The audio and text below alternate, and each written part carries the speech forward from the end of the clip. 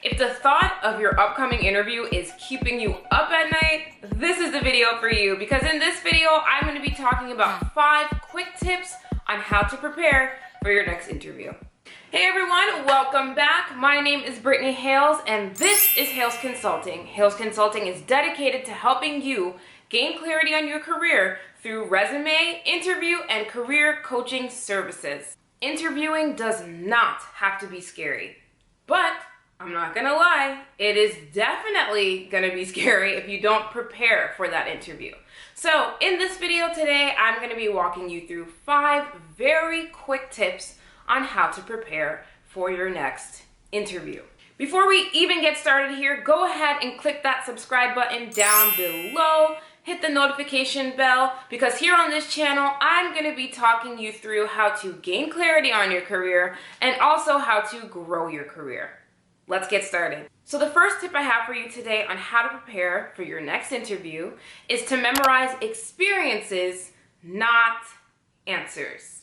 So instead of trying to recall an answer that you memorized a couple of hours before the interview, try to study and memorize your experiences, because it's a lot easier to recall an experience that you've had than to memorize an answer that you wrote down hours before, days before preparing for that interview. So I've developed a strategy on how to memorize your experiences, and I use this with my clients, and today I'm going to use it with you.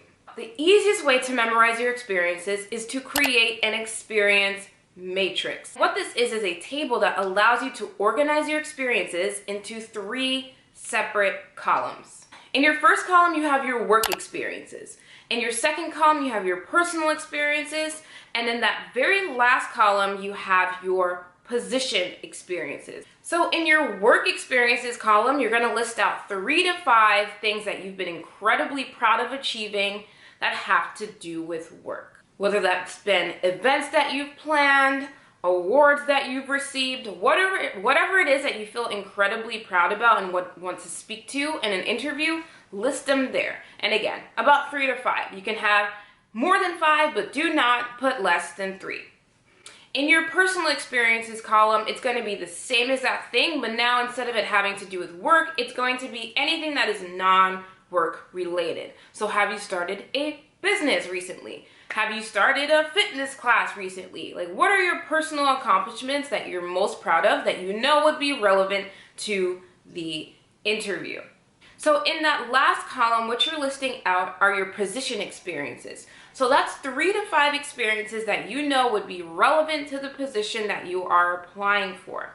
Now, what I would highly encourage you to do, if one of those experiences that you're going to list out in that positions column is also in your work experiences column or in your personal experiences column, try to think of a brand new one, because it's just going to help you during that memorization process to have a ton of different stories to pull from. So again, it's a lot easier to recall an experience than it is to recall an answer. So when you're preparing for your next interview, try focusing on memorizing your resume and memorizing those experiences. So the next step on how to prepare for your next interview is to research the position and the company. So the best and fastest way to do research on any position is to read the job description. Familiarize yourself with exactly what it is that they're looking for. And if there's something in that job description that makes 0 sense, do your research on it. Understand it. If there's a technical skill that you're like, I have no idea what that is, go do research on it. If there's a specific service that they provide that you don't really know too much about, go do research on it, because you want to be as knowledgeable as possible on the position that you're applying for. So in terms of learning more about the company, there are so many ways, but one of the easiest ways is just go to their about page. Go to their website and go to the specific section within their website in which they talk about their mission, their products, their services, where they go into detail about what it is that they do and prioritize as a company. You need to know the products or services that the company you're interviewing for provides, because there's a great chance that they may ask you some questions about the company in the interview, or your ideas on the company or the products or services that they provide. So really familiarize yourself with how they make money. You can also learn more about what's going on currently in the company by typing that company's name into Google, clicking on the news tab, and reading through those articles that talk about exactly what's happening currently in the news at that company. So again, the second way to prepare for your next interview is to research the position and the company, because the last thing you want to do is go into that interview and they ask you a question about the position or about the company and you're sitting there with a blank stare. So my third tip on how to prepare for your next interview is prepare yourself to answer the big three. Now you may be asking yourself, Brittany, what are the big three? This is what they are. The first one is, tell me about yourself. The second one is, what are your strengths and weaknesses? And the third one is, why should we hire you? You will be asked one or all of these questions in some way, shape, or form in your interview. They may ask it in a different format or in a different sentence, but what they're essentially trying to get to is one of these three different questions. If not one, then all. I have yet to go into an interview where they did not ask me one or all of these questions. There was one interview where they asked me all of them. And again, when I say preparing on how you would answer it, it is not about memorizing the answer. It's about using those 15 to 20 different experiences, using your resume to determine how you would pull or recall those experiences to answer that question. So again, for your next interview, prepare how you would answer the big three. Tell me about yourself, what are your strengths and weaknesses, and why should you be hired? So for my fourth tip on how to prepare for your next interview, you need to practice.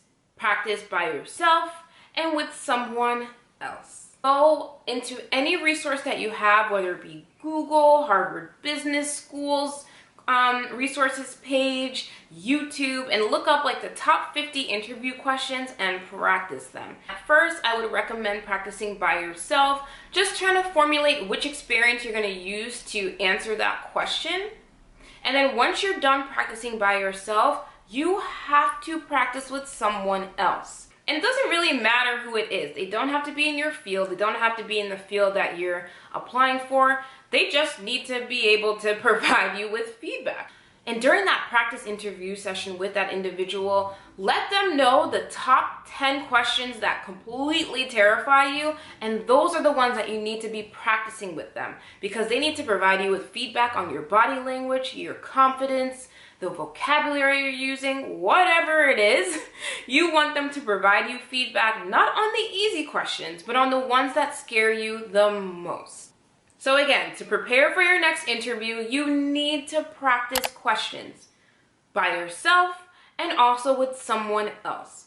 And when you're by yourself, practice a ton of questions. And when you're practicing with someone else, practice the questions that are the toughest or scare you the most, because that's how you're going to grow and prepare yourself the best for your next interview. So my last tip on how to prepare for your next interview is to prepare questions for your interviewer. Please prepare at least one question to ask your interviewer, and no more than 3. Between 1 and 3, because any more than 3, now we're treading into the territory of you're interviewing your interviewer instead of them interviewing you.